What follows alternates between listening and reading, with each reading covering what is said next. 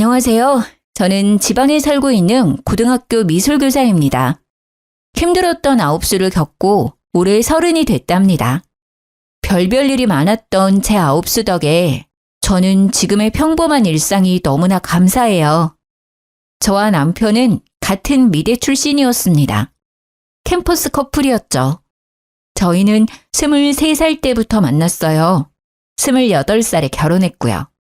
졸업 후 저는 미술교사가 됐고 남자친구는 미술학원 원장이 됐습니다. 저희가 연애를 오래 했는데도요. 막상 결혼을 하니 제가 모르는 남친의 모습이 많더라고요.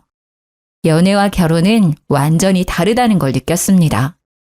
연애 때는 혹시나 덜컥 임신하면 어쩌지 걱정이었는데요. 결혼하고부터는 애가 안 생겨서 그게 걱정이더라고요. 남편은 그런 저에게 늘 못마땅한 듯 말했어요. 임신이 안 되는 게 꼭 저만의 문제인 것처럼요. 이번에도 실패야? 남편은 그날따라 날카롭게 저에게 말했어요. 이 정도로 임신 안 될 수가 있나? 자기야, 아무래도 우리 병원 가봐야겠지? 뭔 소리야, 우리라니? 당연히 부부니까 함께 가야지. 뭐 내가 같이 가줄 수는 있는데 검사는 혼자 받아. 그게 무슨 소리야? 왜 나 혼자 검사를 받아? 난 문제 없으니까 너만 받으면 돼. 내 몸은 내가 제일 잘 알거든. 뭐야? 나 슬슬 기분 나쁘려고 그래? 문제는 나한테 있으니 나만 검사하면 된다는 말이잖아. 게다가 당신이 의사도 아니면서 병원 안 가보고 어떻게 하는데? 자기야, 내가 팩트를 말해줄게. 일단 기본적으로 네가 왜 임신이 안 되는지 알아? 네 스케줄이 너무 타이트하잖아. 바쁘고 피곤한데 자연 임신이 쉽게 되겠냐? 이제는 또 내가 바빠서 임신이 안 되는 거라고? 그래, 애가 너처럼 바쁜 사람한테 오고 싶겠냐? 너도 남들처럼 쉬엄쉬엄 일해. 그럼 애도 알아서 잘 찾아올걸? 아님 우리 애를 위해서 네가 학교를 그만두는 것도 난 나쁘지 않다고 생각해.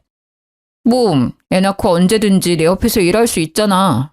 내 옆에서 학원 일이나 도우면서 육아하면 돼. 이 남자가 미쳤나? 지금 뭐라는 거야? 내가 멀쩡히 다니는 학교를 왜 그만둬?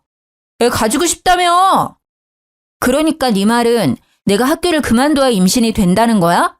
당연하지. 아니면 너 뭐 다른 문제 있는 건가? 그럴 수도 있겠다. 뭐? 너 지금 되게 남 일처럼 이야기한다. 나 네 부인이야. 그런 식으로 이야기한다고? 그리고 내가 바빠서 그런 거면 내 동료 교사들도 다 임신이 안 돼야지. 왜 나만 안 돼? 말이 되는 소리를 해. 그리고 애가 안 생기는 건 여자만의 문제가 아니야. 부부의 문제지. 넌 항상 묘하게 내 문제라고 단정짓더라. 난 남들 일하는 만큼 일하고 남들만큼 운동하고 남들만큼만 취미생활해. 내가 바쁜 게 아니라 당신이 너무 게으른 거지. 운동도 안 하고 맨날 피곤해하는 게 누군데. 자기네 체력을 좀 길러. 뭐 미래의 우리 아이를 위해서 학교를 그만둬? 그게 어떻게 우리 아이를 위한 거야? 난 애 생각해서 정년 퇴직할 때까지 학교 다닐 건데? 야, 솔직히 말이야. 인정할 거는 인정하자. 공무원보다 학원 입시 가르치는 게 돈 더 많이 벌잖아. 요즘 교사는 예전 같지 않잖아. 애들도 학교보다 학원을 더 의지하고. 당신은 쓸데없는 교사 자부심이 과해. 자부심이 아니라 자존심인가? 기가 막혀. 나는 돈이 중요한 게 아니야. 너 나중에 우리 애한테도 그딴 식으로 말할 거야? 애한테 엄마가 돈 때문에 교사 그만두고 강사 된 거야 하고 말할 거야? 그럼 애가 그 선택을 과연 기뻐할까? 나는 내가 이뤄낸 지금 이 자리 엄청 자랑스러워. 가만 보면 왜 툭하면 내 직업 가지고 시비 걸지?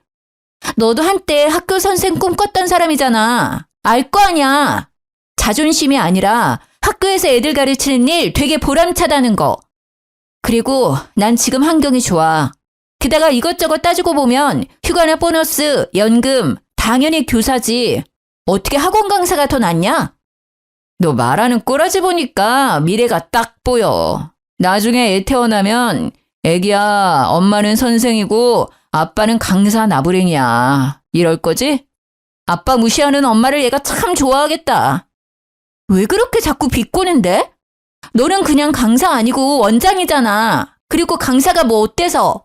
난 강사를 무시하는 게 아니라 네가 굳이 교사랑 비교하니까 사실을 말한 거야. 난 입시미술학원 선생도 중요하고 학교 교사도 중요하다고 생각해. 각자마다 역할이 있는 거잖아. 항상 먼저 무시하는 건 내가 아니라 네 쪽이야. 그리고 내가 교사를 그만두면 임신될 거라는 헛소리도 좀 그만해. 지긋지긋하다. 남편한테 한 번을 앉으려고 해. 그래, 너 잘났다. 나야말로 지긋지긋하다.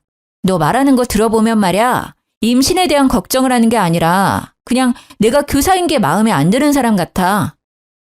그렇게 남편과 대판 싸웠는데요. 얼마 지나지 않아 시모가 전화가 왔어요. 연애 때는 그러지 않았는데 결혼하고부터는 무슨 일만 생기면요. 쪼르르 시모 찾아가서 이르더라고요. 예, 너 또 우리 아들 무시했냐? 어머님, 제가 남편 무시한 게 아니라요. 넌 어디서 배운 버리장머리니? 어디 시엠이 말하는데 말을 잘라먹냐? 그리고 감히 귀한 우리 아들을 매번 무시해? 네가 그렇게 잘났냐? 제가 반응이 없자 시엄마는 소리를 지르더라고요. 대답 안 하냐? 귀가 먹었어? 네, 어머님, 듣고 있어요. 내가 항상 말하잖냐. 애 앞에서 그놈의 교사 자랑질 좀 그만하라고. 너 내 아들 임용고시 힘들게 준비하다가 포기한 거 그새 잊었냐? 그 시절 옆에 있던 네가 제일 잘 알면서 어떻게 부인이라는 게 남편 마음을 그렇게 못 헤아려. 아이고, 심성이 그렇게 나쁘니 애가 쉽게 생길 리가 있나. 아유, 애도 못 낳는 게 무슨 선생이라고 유세를 떨기는. 솔직히 말해서요. 남편은 제가 임용고시 준비할 동안 항상 놀러 다녔거든요. 제가 봤을 때 죽을 만큼 열심히 하진 않았단 말이에요. 오히려 힘들게 공부해서 선생 된 건 저예요. 그래서 더더욱 저는요. 제게 쉽게 선생 그만두라 말하는 남편에게 화가 났죠. 제가 얼마나 울면서 공부했었는지 제일 잘하는 사람이니까요. 어머님, 정말 무슨 말씀을 그렇게 섭섭하게 하세요. 아들만 중요하고 며느리는 안 중요하세요? 제 말은 들어보시지도 않으시군. 아니, 그이가 항상 저 때문에 임신 안 된다고 세상에 학교를 그만두라잖아요. 저도 힘들게 공부해서 붙은 거 어머니도 아시잖아요. 그런데 제가 어떻게 그 사람한테 좋게 말해요. 게다가 어머니께서도 지금 제 문제라고 단정 지으시는데요. 아직 저희 병원도 못 가봤어요. 저희 아직 검사도 안 했다고요. 저 혼자만의 문제가 아닐 수도 있어요. 무엇이라? 그럼 내 아들한테 문제가 있다 이거냐? 어디 네 하자를 하늘 같은 서방한테 덮어 씌우려 해? 아주 남편을 이겨먹으려고 하는 것도 모자라서 네가 시어머니까지 능욕하고 있구나. 어머님은 어떻게 장담하세요? 아직 검사도 안 받았는데 왜 저만 매번 구박하시냐고요. 저 이번에는 진짜 그이랑 같이 검사 받을 거예요. 그러니까 걱정 이제 그만하셔도 돼요. 남편하고 알아서 해결해 볼게요. 참나, 고집하고는. 검사 받았는데 네 문제가 아니면 내가 너한테 무릎 꿇고 사과하마. 그건 즉 그럴 일은 절대 없다는 거지. 남편은 자기가 왜 그런 검사를 받아야 하냐고 싫다 했어요. 싫어. 보나마나 네 문제인데 왜 나한테 그래. 너 자꾸 같은 말 반복하게 할래? 우리 부부 아니니? 부부가 같이 검사 받는 게 맞는 거야. 그래야 누구 문제인지 알아내고 앞으로 어떻게 할지 의논하지. 그리고 밝혀내야 해. 그래야 어머님이 내게 사과할 거거든. 아유, 못 말려. 정확히 나한테 애도 못 낳는 게라고 하셨어. 그게 며느리한테 할 말이야? 난 꼭 사과 받을 거야. 웃기게도 남편은요. 그렇게 저랑 불같이 싸웠으면서요. 밤만 되면 정말 아무 일 없었다는 듯 저를 찾았습니다. 남편이 그러는데도 절대 애는 안 생기더라고요. 저는 남편이 매번 상처를 줘놓고 사과도 제대로 안 하니까요. 너무 서운하고 얄미워서 각방을 쓰자 했습니다. 뭐야, 붙지 마. 오늘부터 각방이야. 에이, 무슨 각방이야 또. 자기 그렇게 서운했어? 징그러워. 붙지 말라니까. 그러자 각방은 무슨 어떻게 해서든 제 옆에 꼭 붙더라고요. 싸울 때는 항상 저를 몰아붙여 놓고 밤만 되면 딴 사람이 되어 제 옆에 찰싹 붙는 남편이 너무 어이가 없었습니다. 저는 안 되겠다 싶어서 남동생을 집으로 불렀어요. 매영, 저 며칠만 신세 질게요. 그래 처남. 편하게 쉬다가. 남편은 남동생이 와서 당황한 눈치였어요. 남편은 떨떠름하게 알겠다 했죠. 역시 동생이 있으니 남편은 쉽게 제 옆에 오지를 못했죠. 거의 2주 동안 남동생이 버티고 안 가니까요. 남편은 미치려고 했어요. 자기야, 처남 좀 집에 가라고 해. 싫어. 난 내 동생 있으니까 심부름도 시킬 수 있고 너무 좋아. 심부름? 아니 내가 있는데 왜 동생이 필요해? 그냥 당신은 내 말 잘 안 들어주니까? 뭐 하면 되는데 나한테 다 시켜. 그럼 같이 병원 가서 검사 받자. 아이씨, 또 그 얘기야? 어머니가 나한테 애도 못 낳는다고 막말하셨잖아. 나 평생 가슴속에 두고두고 간직하기를 바라는 거야? 아니 나보고 하자 있다는데 그 말이 쉽게 잊히겠어? 그 서름, 내 응어리 넌 몰라. 절대 쉽게 안 풀려. 내가 대신 미안하다. 미안하다고. 그러니까 처남 당장 보내. 그럼 당신도 미안해야지. 툭하면 어머님께 이르잖아. 그래 미안하다고. 그니까 네 동생 빨리 가라 해. 검사는? 진짜 독하다 독해. 받을게. 받으면 되잖아. 그렇게 남편은 제게 성의 없는 사과를 하고요. 저와 함께 병원에서 검사를 받았습니다. 물론 진심에서 우러나온 사과가 아니었지만요. 검사 결과요? 저는 나이에 비해 모든 게 건강했고요. 남편은 불임이었습니다. 제가 불임이라고요? 아니 검사가 잘못된 거 아닌가요? 저는 너무나 건강한데요. 제가 아픈 건 아니었지만요. 막상 남편이 안 좋다니 마음 한구석이 되게 이상했어요. 그리고 우리는 아이를 쉽게 가질 수 없겠구나 싶었죠. 결과를 알게 된 제가 표정이 안 좋으니까요. 남편은 그동안 오해해서 미안했다고 싹싹 빌더라고요. 시모는 남편에게 듣고도 제게 사과를 안 하더군요. 그러다 시모는 제게 거의 애원하듯 부탁했습니다. 얘야, 다른 식구들한테는 말이다. 내 아들 불임인 거 절대 알리면 안 된다. 네 남편이 얼마나 미운이 안 살겠어. 내가 그동안 정말로 미안했다. 시모는 약속했던 무릎은 꿇지 않았어요. 영 시원찮은 사과였지만요. 그래도 사과는 받았기에 서운함이 수그러들더라고요. 제 남동생이랑 저는 나이 차이가 많이 나요. 제가 30대고 동생은 20대요. 동생은 대학생이지만 컴퓨터 프로그래밍 개발자로 일찍부터 돈을 벌었습니다. 그래서 저보다 모은 돈이 많았어요. 남편은 동생이 쓰는 전자기기 같은 걸 보고 항상 부러워했어요.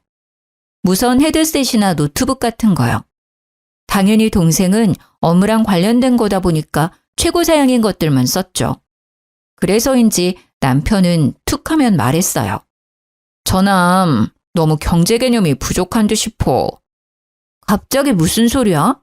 걔가 우리보다 경제에 빠삭한데? 자기가 몰라서 그래. 걔는 미국 경제까지 빠삭해. 그래? 처남 진짜 잔뜩 겉멋만 들었네. 아니 지금 처남이 20대 초반이잖아. 어려서 너무 소비 자제도 못하는 것 같아. 저렇게 막 쓰고 다니면 어떻게 돈을 모으지? 내 동생이 언제 돈을 막 쓰고 다녔는데? 아니 보면 항상 전자제품이 다 바뀌어 있잖아.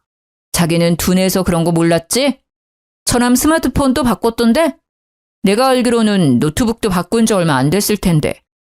처남이 가진 전자기기 값 다 합치잖아? 그럼 차 한 대 값일걸? 벌써 씀씀이가 저러면 나중에 더 큰일 나. 그리고 가끔은 우월감에 빠진 얼굴이 솔직히 건방스럽게도 느껴질 때 있어.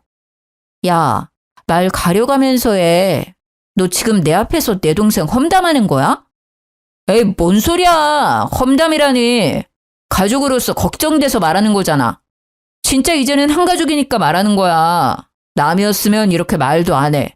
그냥 뒤에서 씹고 말지. 전자기기는 내 동생이 일할 때 필요하니까 바꾸는 거야. 아니, 내 동생이 명품을 밝혀? 아님 술 먹고 놀러를 다녀. 전자기기 말고는 돈도 안 쓰거든? 소비가 아니라 투자라고. 그리고 자기가 버는 능력껏 소비하고 있는 거니까 네가 괜히 사서 걱정하지 마. 방금 너 되게 꼰대 같았어. 야, 남편 보고 꼰대라니. 당신이 누나라면 지금부터라도 남동생 돈 관리 도와줘야지. 나중에 말이야 혹시라도 처남이 돈 없다고 누나한테 빌려달라고 하면 어쩔 건데? 사유에 따라 빌려줄 수도 있고 안 빌려줄 수도 있겠지. 그니까 그런 일이 벌어지지도 않았는데 왜 네가 사서 걱정이냐니까? 빌려도 너한테 안 빌려. 나한테 빌려달라 하겠지. 난 네 남편이니까 당연히 이런 걱정을 할 수밖에 없잖아. 돈 빌려주는 거 난 절대 반대야. 아무리 처남이라도 말이야. 가족끼리 돈 가지고 장난치는 꼴 못 봐? 자기 되게 웃긴다. 내 동생 지금 아무것도 안 했는데? 왜 자꾸 만약의 상황을 만들어서 애를 후려쳐? 참나, 내가 또 언제 그랬다고. 항상 자기는 동생 얘기에 과하게 예민하더라. 당연하지. 내가 아들처럼 키운 동생이니까. 그렇게 너무 감싸고 돌지 마. 버릇 안 좋아져. 네가 그렇게 내 동생 은근히 욕하니까 나 갑자기 궁금하다. 그러는 너는 돈 관리 잘하고 있어? 사실 난 내 동생보다 자기가 더 걱정이거든. 내가 너 저축하는 것부터 한번 봐줄게. 뭔 소리야. 난 알아서 하지. 나이가 몇 갠데. 저는 당황하는 남편의 얼굴을 보자 속으로 웃음이 났어요. 왜 당신은 나한테 항상 숨겨? 숨기다니 뭘? 난 알아서 잘하고 있어. 그러니까 잘하고 있는 거 나한테 자랑 좀 해봐. 당신은 나 돈 관리 어떻게 하는지 안 궁금해? 우리는 애초에 생활비 각출해서 쓰기로 했고 나머지는 결혼 전에 터치 안 하기로 했었잖아. 부부끼리도 지켜야 할 선 있잖아. 터치 안 하기로 했으면서 갑자기 말 바꾸는 거야? 그러니까 부부끼리 지켜야 할 선 있는 것처럼 말이야. 남매도 그런 거야. 처남과 매형 사이는 더더욱 그런 거고. 앞으로 내 동생한테 신경 꺼. 나도 간섭 안 하는데 왜 당신이 내 동생을 터치를 하려 해? 남편은 그제서야 알았다고 입을 삐죽거렸죠. 물론 그 뒤로도요. 남편은 제 동생을 걱정하는 척하며 은근 험담을 했습니다. 그러다 남동생한테 문자가 왔어요. 누나, 좀 만날 수 있어? 그 문자는 평소랑 사뭇 다른 분위기였어요. 사람의 감이라는 건 참 웃겨요. 저는 무슨 일이 일어났다는 걸 단번에 알아챘죠. 뭔 일이야? 빨리 말해. 너 때문에 학교에서 아주 궁금해 죽는 줄. 누나, 잠시만 마음의 준비를 좀 해봐. 무슨 말을 하려고 그렇게 뜸들여? 마음의 준비씩이나 해야 해? 근데 마음의 준비는 네가 해야 하는 거야? 아님 내가 해야 하는 거야? 누나가. 아니, 우리 둘 다 해야겠다. 남동생은요. 시간이 한참 흘렀는데도 입을 못 대더라고요. 누나, 요새 어때? 건강하지? 나? 건강하지. 그래? 그러면 매형은? 매형? 매형도 잘 먹고 잘 자고 건강해. 그럼 매형 요즘 학원 일은 어때? 저는 점점 더 불안해졌습니다. 아무리 마음의 준비를 했다고 해도 동생 입에서 매형이라는 단어가 나올 때마다 이상하게 심장이 내려앉는 듯 했어요. 갑자기? 매형 학원은 왜? 학원에 무슨 문제 있어? 문제? 없는데? 너 근데 왜 자꾸 매형 이야기야? 걔가 너한테 뭐라 하디? 설마 너 경제관념 없다고 막 기분 나쁘게 했어? 뭐야, 매형이 평소에 날 그렇게 말해? 경제관념 없다고? 매형 참 웃기네. 아니야, 매형은 친형처럼 그냥 걱정하는 거지. 모르겠다. 사실은 질투도 좀 섞여 있는 것 같아. 너 나이에 비해 돈 많이 벌잖아. 처남이 자기보다 능력 좋으니 신경 쓰이겠지. 매형은 됐고, 누나 진짜 건강한 거 맞지? 혹시 나한테 말 못할 고민 같은 거 없지? 없어. 건강하다니까. 야, 나 슬슬 불안하거든? 빨리 얘기해주면 안 돼? 저는 보통 일은 아닐 거라 예상했어요. 동생의 얼굴에는 수심이 가득했죠. 실은 누나, 매형이 나한테 돈 빌렸어. 한 번 아니고 여러 번. 근데 빌리기만 하고 갚을 생각을 전혀 안 하시네. 돈은 천천히 받아도 돼. 근데 누나한테는 말해야 할 듯 싶어서. 게다가 뭐? 아니 이런 미친 인간, 너한테 돈을 빌려? 왜 빌려줬어? 게다가 뭐? 누나 시험관 시술 말이야. 어? 시험관 시술이라니? 저는 제가 잘못 들은 줄 알았어요. 괜찮은 거 맞아? 나한테는 힘든 티 내도 돼. 뭔 소리야 그게. 역시 긴가민가 했는데 그것도 아니지? 매형 진짜 안 되겠네. 무슨 그런 거짓말을. 아, 설마. 매형이 누나 불임이라던데 아니지? 아니, 아니지. 근데 뭐 불임은 맞기는 해. 나 말고 네 매형이 불임이래. 그건 또 그거대로 충격이네. 아무튼 매형이 나한테 빌린 돈 말고도 여러 번 돈 받아갔어. 누나 병원비로 쓴다고. 뭐? 그건 또 뭔 소리래? 누나 시험관 시술 준비한다잖아. 그 소리에 내가 어떻게 돈을 안 줘. 나 놀라서 혼자 얼마나 울었는데 다 거짓말이었다니. 진작 누나한테 물어볼걸. 누나 힘들까봐 못 물어봤었거든. 매형은 어쩜 그런 거짓말을 눈 깜빡 안 하고 치지? 나 좀 소름 돋는다. 누나가 티는 안 내도 매일 주사 맞고 힘들어한다 했거든. 그리고 누나 불쌍하니까 아는 척하지 말라고 그랬어. 돈 주면서도 한편으로는 찜찜하고 이상했거든. 근데 처음에는 슬퍼서 판단력이 흐려졌었어. 그러다 해맑은 누나 얼굴 보는데 바로 정신이 들더라. 병원 다니는 사람처럼 안 보였으니까. 도대체 너한테 돈을 얼마나 뜯어간 거야? 아니 걔는 돈을 다 어디 쓴 거야? 아, 내가 대신 미안해. 매형 학원도 문제 없다며. 그럼 내 생각인데 매형 아마 코인이나 주식하는 것 같아. 나한테 엄청 자주 이야기했었거든. 코인이랑 주식하면 자기 추천 좀 해달라고 말이야.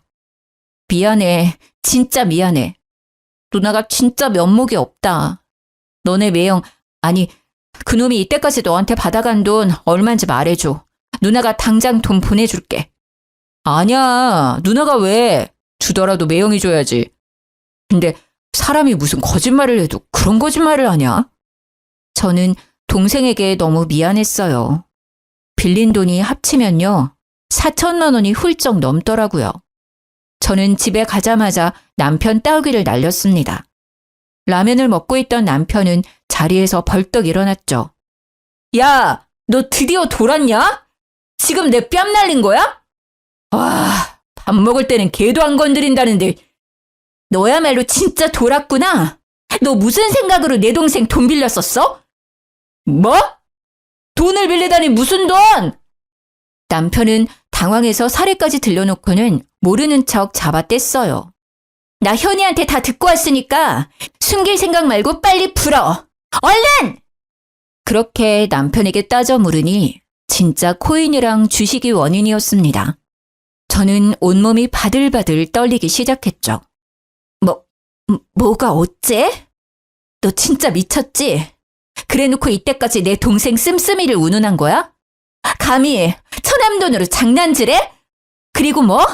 나 시험관 시술한다고? 참나, 그때 아기 안 낳기로 마무리했었잖아. 그런 식으로 거짓말하면 재밌니? 재밌어? 미안해. 내가 입이 10개라도 할 말이 없다. 근데 말이야, 처남은 나한테 그 정도 빌려줘도 아무 문제 없잖아. 돈 많지 않아?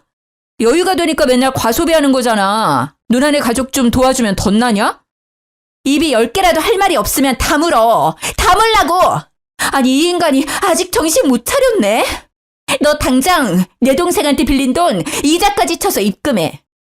지금 당장? 못해. 왜 못해? 없으니까. 나 진짜 지금 돈 없어. 뭐? 그게 무슨 소리야?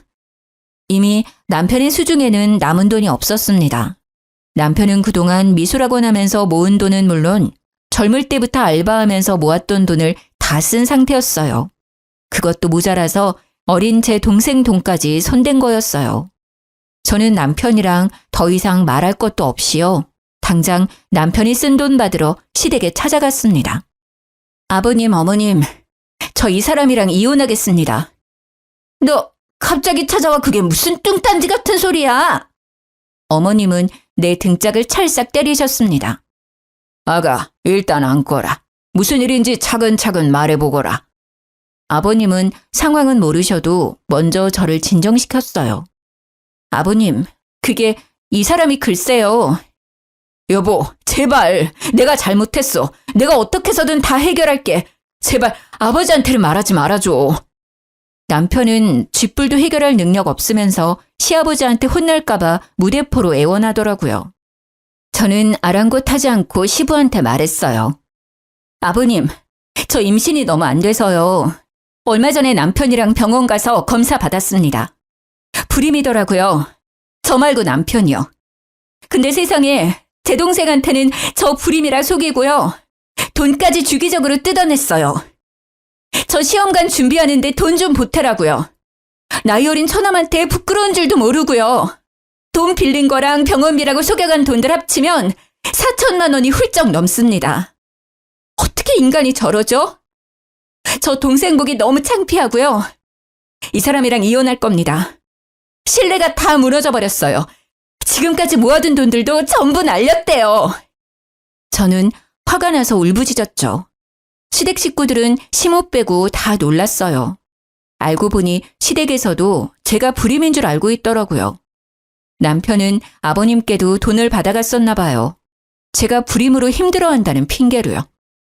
너 아무리 그래도 시아빠 앞에서 꼭 이렇게까지 해야겠니? 그 와중에도 시모는 저를 못마땅하게 노려봤어요. 자기 아들 잘못은 보이지도 않았나 봐요. 그러자 시아빠는 시모에게 소리를 빽 지르더군요. 당신은 당신 아들이나 혼내야지. 왜 며느리한테 감히 소리쳐?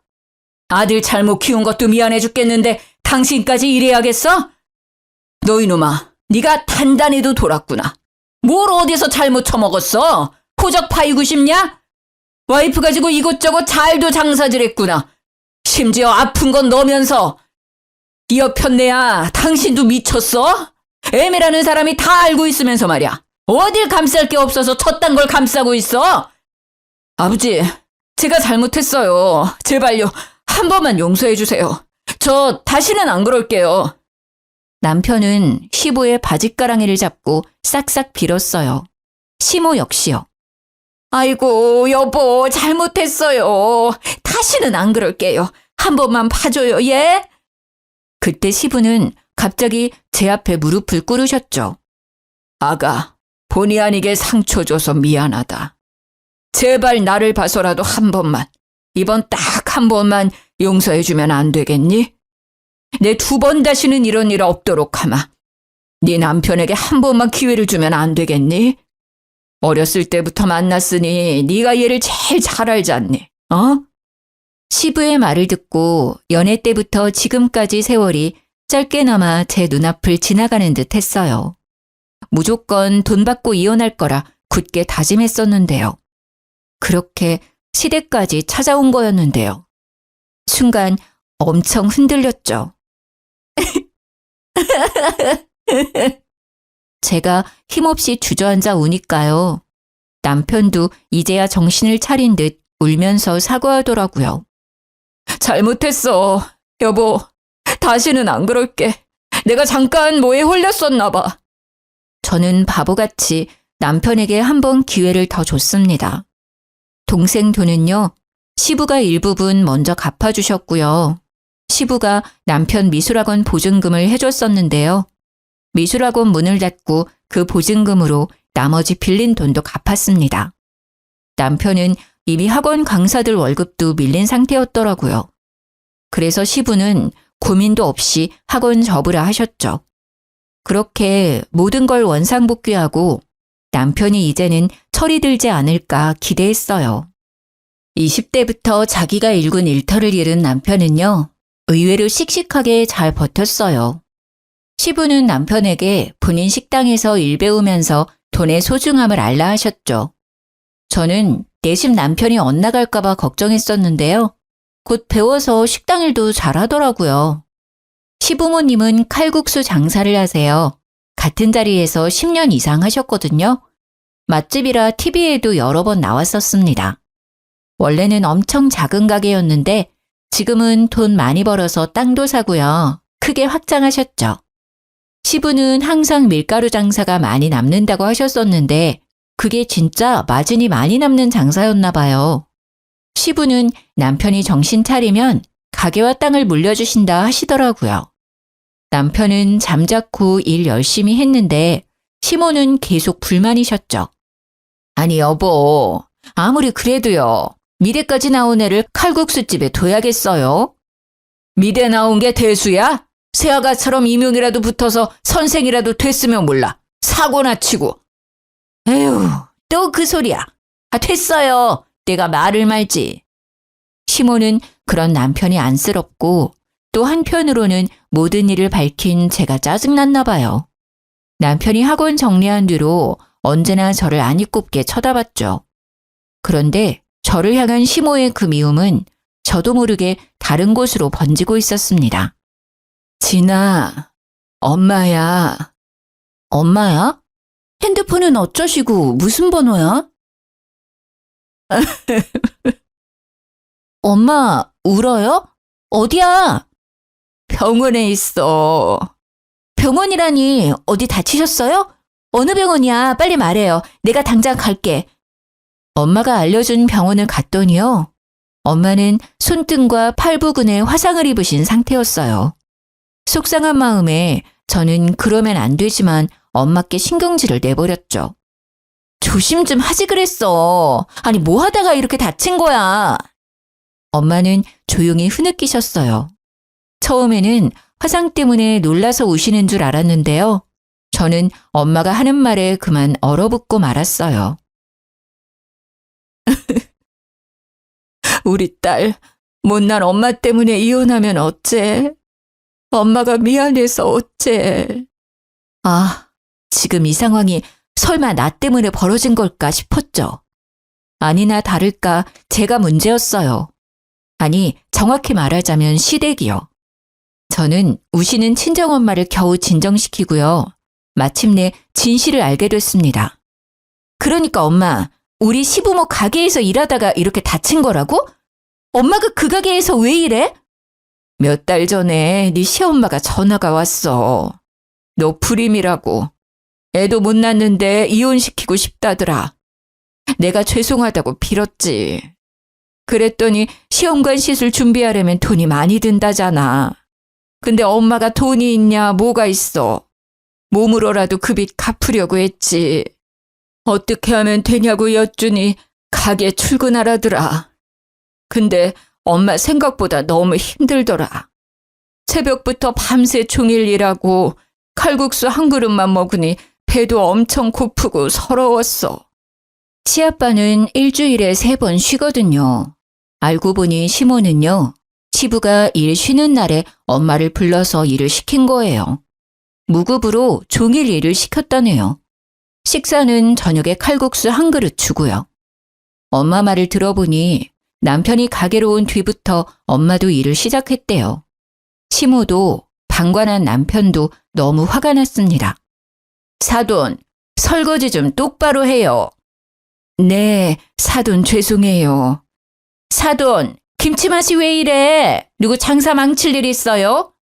아이고, 네, 죄송합니다, 사돈. 시모는 엄마를 어려워하지도 않고요. 설거지에 서빙, 청소까지 야무지게 시켰다네요. 출근하면 김치까지 혼자 담그게 했답니다.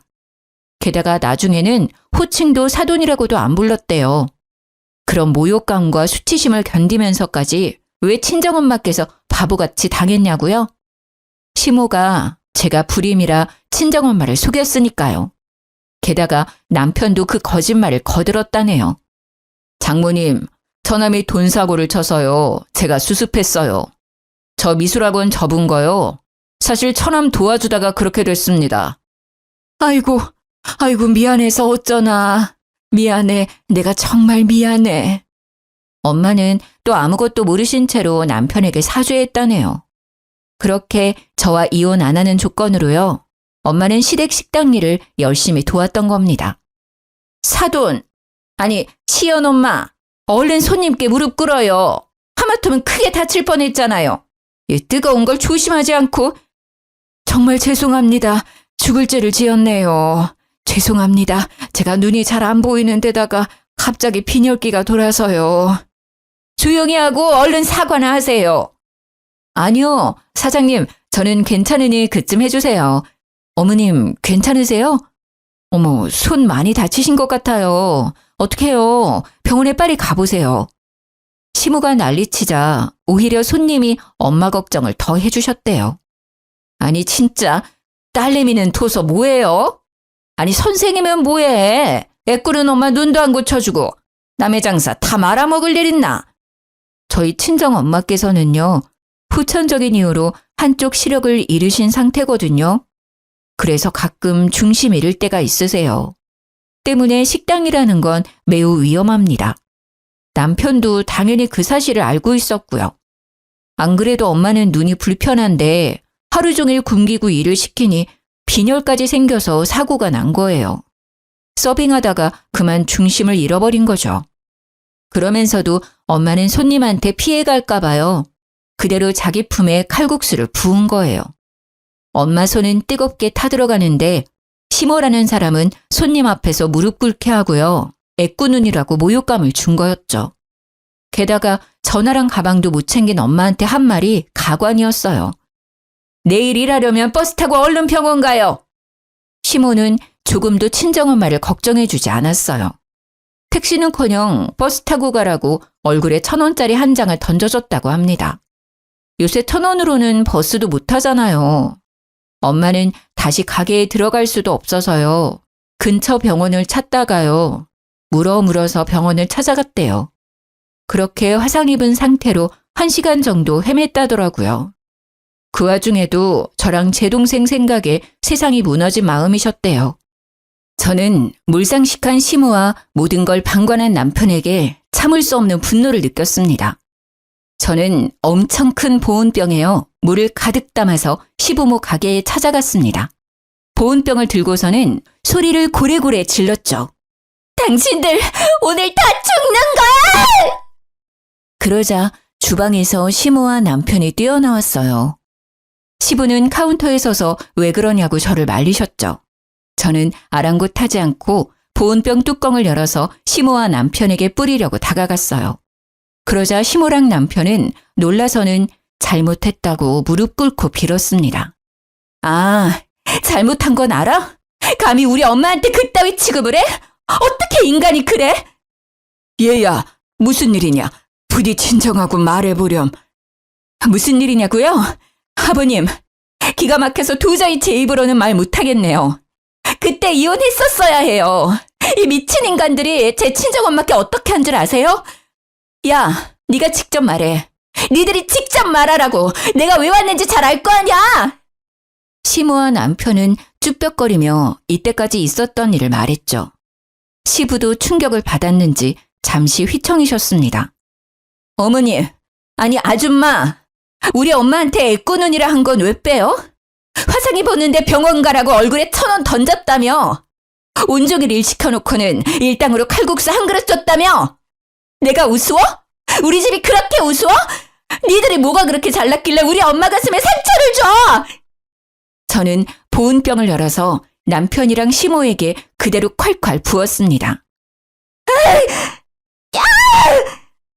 남편과 시모는 각기 다른 짧은 비명을 질렀죠. 당연히 보온병에 챙겨갔지만 끓는 물은 아니었어요. 정신 차리라고 얼음물을 챙겨왔었죠. 시모는 그게 뜨거운 물이 아닌 걸 알고는요. 곧바로 일어서서 저보고 정신 나갔냐고 뺨까지 때리더라고요. 또 머리채를 잡으려고 해서 저는 시모를 거칠게 밀쳐냈습니다. 시모와 남편은 여전히 반성은 없는 듯 했죠. 남편은 제 보온병을 낚아채서 던지며 씩씩거리더군요. 시부는 그 광경에요. 조용히 저를 말리시며 말하셨습니다. 아가, 잠시 기다려봐라. 저런 미친 것들은 내가 처리하마. 너네는 진짜 뜨거운 맛을 봐야 해. 시부는 눈이 뒤집어져서 주방으로 그대로 달려가더군요. 펄펄 끓는 칼국수 육수를 한 바가지 푸는 시부를 보고요. 저도 놀라고 시모랑 남편은 다리에 힘이 풀려 싹싹 빌더라고요.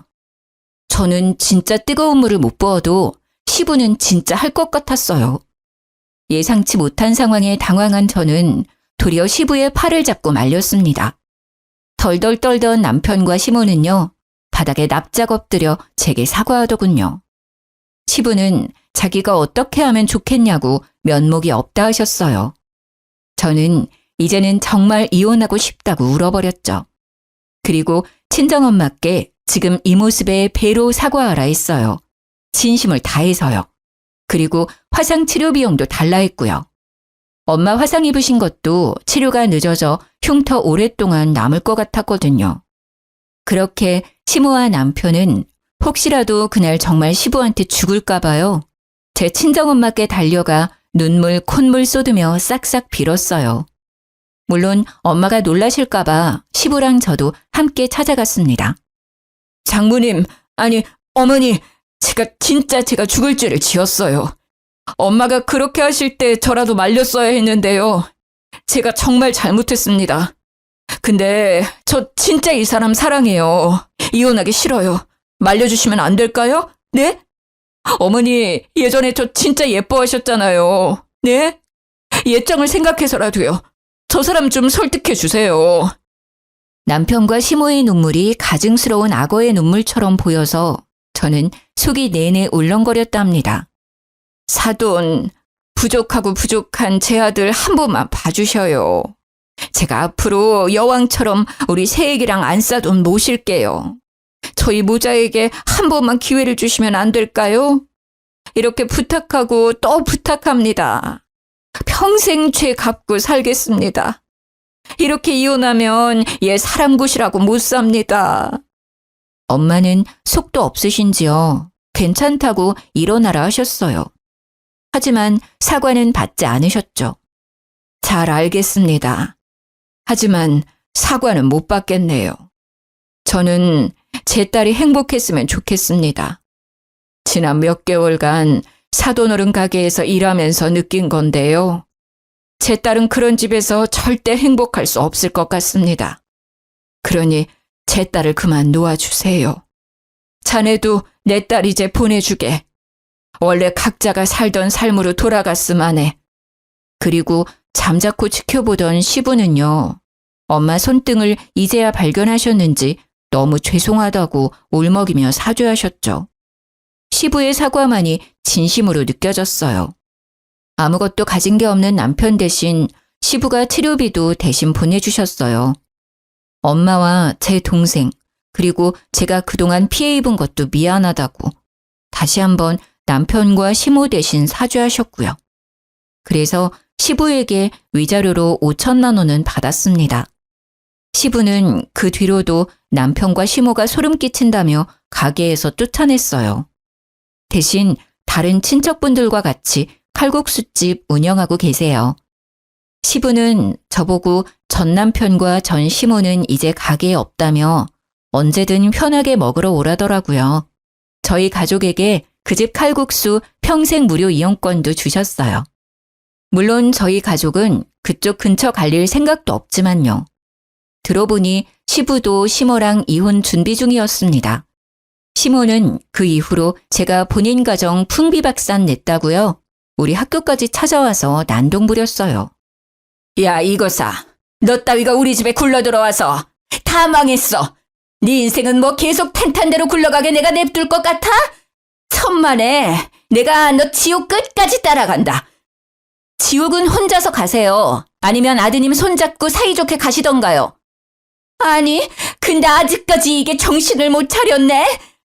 전 시모는 순식간에 제 머리채를 잡고 이리저리 흔들었죠. 물론 경찰에 잡혀갔고요. 또 뒤처리는 시부가 하려고 하셨죠.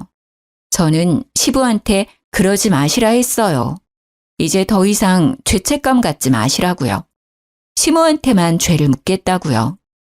현재 폭행이랑 모욕죄로 시모를 고소한 상태이고요. 학교에서도 시모를 기물파손죄로 신고한 상태입니다. 저는 절대 합의 안 해줄 거예요. 시부의 울타리가 없을 때 본때를 보여주려고요. 남편은 시부에게 쫓겨나고 갈 곳을 잃었더라고요.